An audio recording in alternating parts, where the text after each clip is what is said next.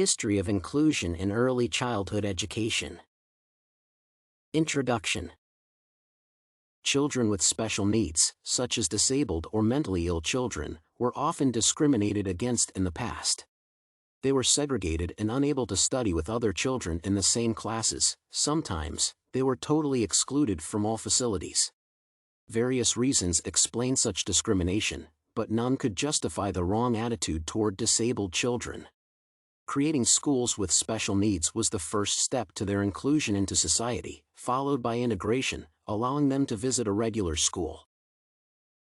The integration process stages. The first step to overcoming the exclusion of children with special needs was segregation. It means that children with special needs were allowed to attend kindergartens and schools, but not with their other peers, only with those who have special needs too. It continued the Middle Ages practice of teaching disabled children by monks. Segregation is close to exclusion. Children with special needs are still not allowed to have equal rights with the majority, thus being discriminated against. In the 19th century United States, the first school for deaf children was established. There were various reasons for the exclusion, including the claims that it would be better for the children themselves, as they are studying with those who have similar problems. However, special schools' practice was mainly a failure. Their efficiency was lower than those of general schools, and the staff's attitudes towards students were often wrong and prejudiced.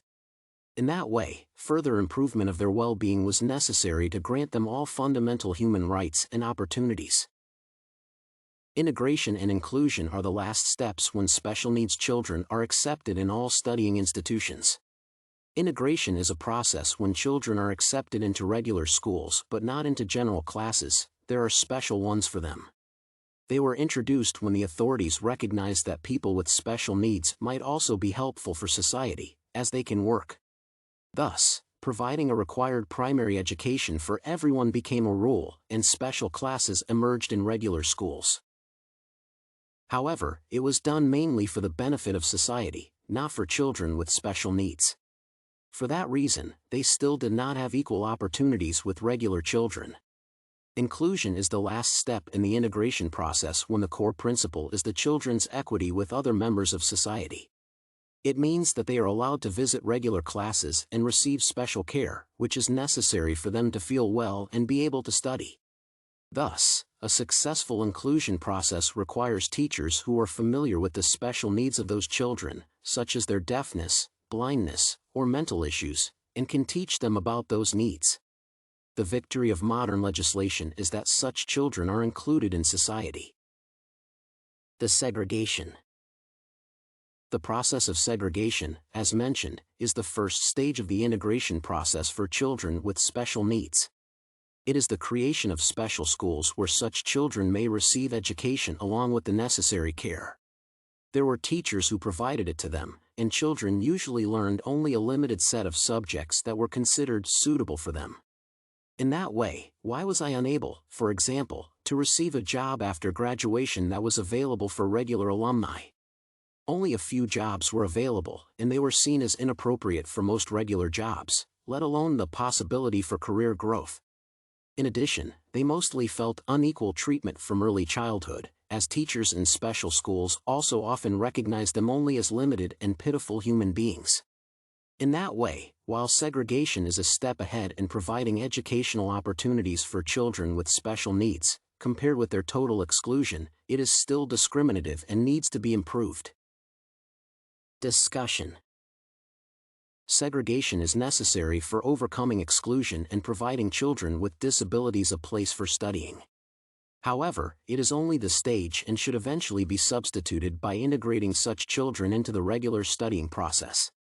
While providing them with the basic ability to study and further opportunities to integrate into society, the widespread of special schools leads to the marginalization of children with disabilities. They were still treated as a social group with fewer opportunities open for them. Modern views toward children with special needs are much more favorable due to various social movements for their rights. For example, at the 2000 World Education Forum, the need to organize equal and inclusive education for such kids was widely discussed. Thus, the world is moving from segregation to the total inclusion of special needs children into social life. Conclusion. Thus, while segregation is the first step toward equity between children with special needs and regular ones, it has not solved all the problems facing them. They still were a minor unequal social group, with most of the opportunities still closed, and in addition, the treatment toward them in special schools often was prejudiced. Their integration was the next necessary stage to do that by granting them the right to study in ordinary schools, despite still being in special classes.